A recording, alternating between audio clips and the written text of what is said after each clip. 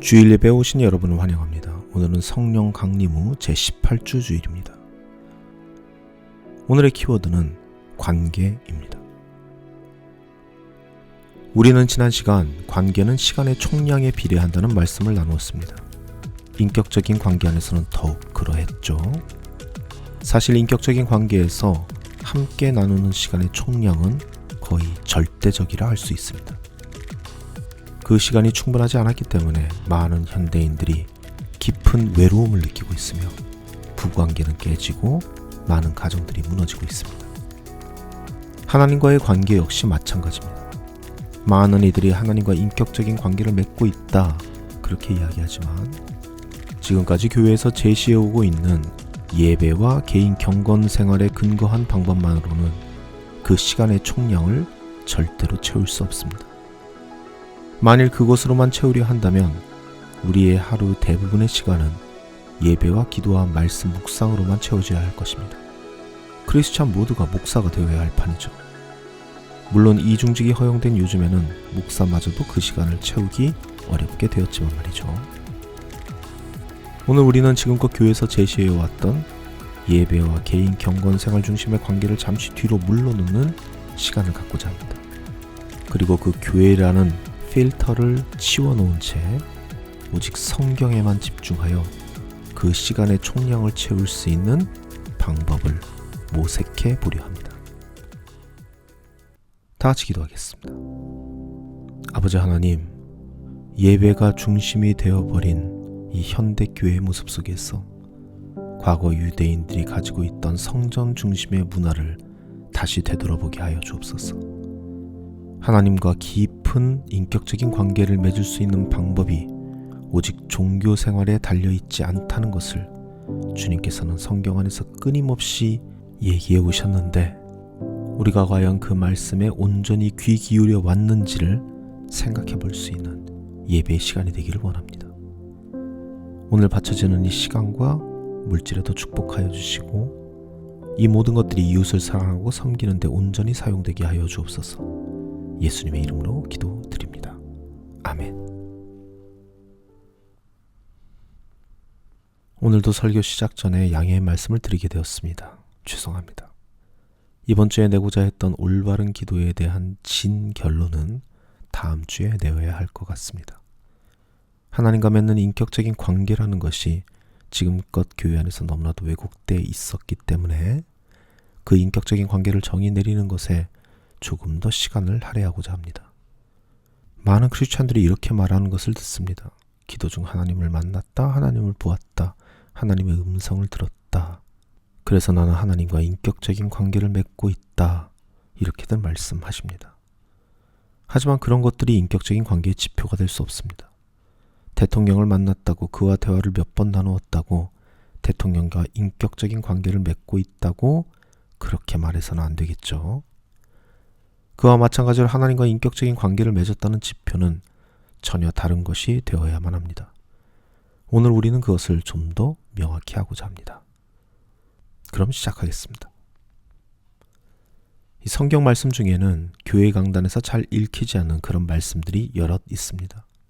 사실 여럿 있다고 말하는 것도 민망할 정도로 정말 많은 성경 구절들이 강단에서 읽히는 것을 본 적이 별로 없습니다. 오히려 잘 읽히는 성경 구절 몇 개가 있다. 이렇게 얘기해야 되는 것이 아닐까 그런 생각을 해봅니다. 먹던 건 먹고 또 다시 먹고 시간차를 듣고 또 먹고 이렇게 성경 말씀의 심각한 편식 현상이 이 교회 안에 있다는 것이죠. 편식은 건강에 나쁩니다. 그러니 교회의 건강도 크리스찬들의 건강도 좋을 리가 없을 겁니다. 물론 성경에는 사건의 배경이나 흐름들을 묘사하기 위해 쓰여진 그런 말씀들도 있습니다. 성경은 이야기니까요. 그래서 예수께서 가버나움으로 가셨다. 그때가 언제였다. 이런 말씀들은 그냥 그러셨구나 하고 직관적으로 이해하고 넘어갈 수 있습니다. 하지만 특정한 메시지를 담고 있는 말씀이라면 이야기는 달라집니다. 아주 중요한 메시지를 담고 있음에도 불구하고 교회 강단에서는 도통 읽히지 않는 그런 말씀들이 여럿 있다는 겁니다. 아니, 정말 너무나도 많다는 겁니다. 일반적으로 그런 구절들은 성도들의 마음에 불편함을 줄 수 있다는 이유만으로 대다수 설교자들이 외면하고 있는 그런 말씀들입니다. 대표적인 말씀으로는 이런 말씀이 있죠. 마태복음 10장입니다. 이단 교회에서나 간혹 설교될 만한 그런 구절이 아닐까 생각되는데요. 하지만 이 말씀은 예수님께서 직접 하신 말씀으로 특별히 힘을 주어서 하신 말씀입니다. 그만큼 중요하고 반드시 이해하고 넘어가야 할 그런 말씀이죠. 저희 교회에서 자주 인용되는 이런 말씀도 있습니다. 아모스 5장입니다. 이런 말씀은 그냥 알고 있는 것으로만 끝나서는 안 되는 말씀입니다. 특히 요즘처럼 예배에 목매어 있는 현대교회라면 반드시 들어야 할 말씀이죠. 이러한 말씀의 편식 현상에서 제가 가장 우려하고 있는 것이 있습니다. 하나님의 말씀을 선별하여 듣기 때문에 하나님과 온전한 인격적인 관계를 형성하지 못한다는 것이죠. 듣고 싶은 말만 들어서는 제대로 된 관계를 형성할 수 없습니다.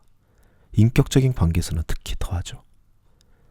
시키는 것만 잘 따르던 아이들이 결국 마마보이로 자라고 오냐오냐 칭찬만 듣고 자란 아이들이 금쪽이가 되는 것처럼 말이죠.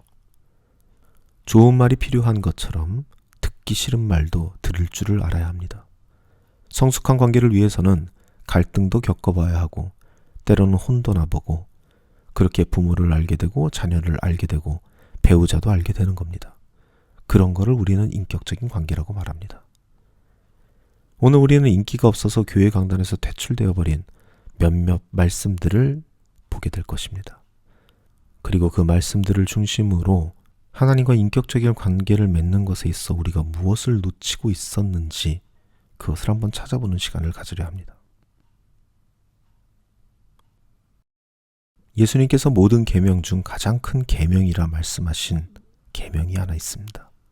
마태복음 22장에서 나오는데요. 바로 내 마음을 다하고 내 목숨을 다하고 내 뜻을 다하여 주 너의 하나님을 사랑하여라 라는 이 계명입니다. 우리가 잘 알고 있는 계명이죠. 많은 성도들은 이 계명을 들으면 이런 생각을 하게 됩니다. 그렇지, 하나님께 신령과 진정으로 예배드리고 하나님을 찬양하는 삶을 살아야지. 맞는 말이죠. 결코 틀렸다고 말할 수 있는 그런 생각이 아닙니다. 그리고 그것을 예수님께서는 가장 중요하고 으뜸 가는 계명이다 라고 말씀하고 계십니다. 여기까지는 아무런 문제가 없죠. 그런데 문제는 바로 이 다음부터 시작이 되는데요.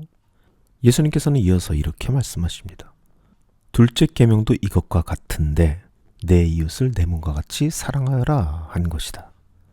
많은 크리스천들과 심지어 설교사들까지 여기서 예수님께서 말한 둘째 계명이라는 말 때문에 이 말씀을 이렇게 해석하는 것 같습니다. 그렇지. 하나님을 사랑하는 것이 으뜸 가는 계명이지. 그리고 그 다음에 중요한 것이 있는데 그것이 바로 내 이웃을 내 몸과 같이 사랑하는 것이로구나. 이렇게 이해한다는 것이죠. 하지만 이 말씀은 그러한 의도로 쓰여진 말이 아닙니다. 우리는 이 말씀을 읽을 때 둘째 계명이라는 말보다 이것과 같은데 라는 말에 더 주의를 기울여야 합니다. 왜냐하면 이 두 개의 계명이 모든 율법과 예언자들의 본뜻이 달려있는 으뜸 가는 계명이기 때문입니다. 하나님을 사랑하는 것도 으뜸 가는 계명이고 이웃을 사랑하는 것도 으뜸 가는 계명이라는 것이죠. 첫째 계명이 둘째 계명보다 더 중요한 것이 아닙니다. 두 개의 계명이 다 중요하고 으뜸 가는 계명이라는 것이죠. 두 계명 다 반드시 지켜져야 하는 계명이라는 겁니다. 초대교회 크리스찬들과 그리고 사도들은 예수님의 이 말씀의 의미를 명확히 알고 있었습니다. 그렇기 때문에 야고보는 이런 말씀을 남기죠. 야고보서 2장 말씀입니다. 이웃을 사랑하는 것이 최고의 법, 즉 으뜸 가는 법이라고 얘기하는 것이죠. 사도 바울 역시 이렇게 말하고 있습니다. 갈라디아서 5장입니다. 이웃 사랑이야말로 모든 율법을 이루게 하는 궁극적인 계명이라는 것입니다. 으뜸 가는 법이라는 것이죠. 하나님을 사랑하는 것이 첫 번째 법, 이웃 사랑하는 것이 두 번째 법이 아닙니다. 으뜸 가는 두 개의 법이 있는 것입니다. 하나님을 사랑하는 것만큼 중요한 것이 이웃을 사랑하는 것입니다. 이 두 개의 계명 중 어느 하나도 소홀해서는 안 됩니다. 이 두 계명 모두가 으뜸 가는 계명이기 때문입니다. 제가 이 현대 교회를 보면서 우려하고 있는 부분이 바로 이것입니다. 지금 이 교회들은 하나님은 참 잘 사랑하고 있습니다. 아름다운 예배를 드리고 아름다운 찬양을 올릴 수 있는 수십 수백 가지의 방법을 알고 있습니다. 하지만 과연 이웃을 사랑하는 방법엔 얼마나 많은 노하우가 있는지는 모르겠습니다. 오히려 사랑해야 할 이웃들을 적으로 돌리고 있는 것이 지금 이 현대교회의 모습입니다. 특정 정치적 색깔을 가지고 내가 이웃으로 삼을 수 있는 사람과 이웃으로 삼을 수 없는 사람들을 구분하고 성별과 인종으로 또 한 번 나의 이웃들이 될 만한 사람들의 자격을 규정해 놓습니다. 마치 누가 나의 이웃입니까? 라고 물어봤던 바리새인처럼 말이죠. 지금 이 현대교회의 모습은 2000년 전 예수님을 그 십자가에 못 박았던 그 유대계의 모습과 똑같이 닮아 있습니다. 하나님께 예배만 잘 드려서는, 하나님께 아름다운 찬양만 올려서는, 개인 경건 시간을 통해 하나님께 기도만 해서는 결코 하나님을 온전히 알 수 없습니다. 하나님을 알지 못하니 하나님과 인격적인 관계 또한 맺을 수 없습니다. 우리가 하나님과 온전한 인격적인 관계를 맺기 위해서는 반드시 으뜸가는 그 최고의 법을 반드시 다 이루어야만 합니다. 내 이웃을 내 몸과 같이 사랑하는 것으로 말이죠. 왜냐하면 하나님께서는 내 이웃들이 바로 자기 자신이라 그렇게 말씀하시는 분이기 때문입니다. 마태복음 25장 말씀입니다. 우리의 형제 자매들, 지극히 보잘것없는 사람들, 그 이웃들에게 한 것이 곧 내게, 즉 하나님에게 한 것이다. 즉 그들을 섬기는 것을 마치 하나님 섬기듯 하라 라고 말하는 예수님의 말씀이시죠. 그러므로 우리들에게 하나님은 교회의 예배 시간에만 존재하시는 하나님이 아닙니다. 나의 개인 경건 시간에만 찾아오시는 그런 하나님이 아니십니다. 나의 주변에 있는 모든 나의 이웃들이 예수님의 이 말씀으로 인해 하나님이 되어버린 겁니다. 하나님은 내가 발닿는 모든 곳에 계시며 나의 하루 24시간을 나와 함께 동행하십니다. 바로 나의 이웃들을 통해서 말이죠. 우리는 성경 안에서만 하나님의 말씀을 찾는 것이 아닙니다. 나의 이웃들의 신음 속에서, 그들의 아픔 속에서, 그들의 웃음 속에서 하나님과 깊은 교제를 나눌 수 있습니다. 이렇게 우리는 하나님과 인격적인 관계를 맺을 수 있는 절대적인 시간의 총량을 확보할 수 있게 되는 것입니다. 하나님을 사랑하고 이웃을 사랑하는 것을 통해 말이죠. 교회 강단에서는 인기가 없는 말씀이지만, 그래서 우리에게는 생소한 말씀들이지만 성경은 지속적으로 다음과 같은 말씀들을 우리에게 남겨주고 계십니다.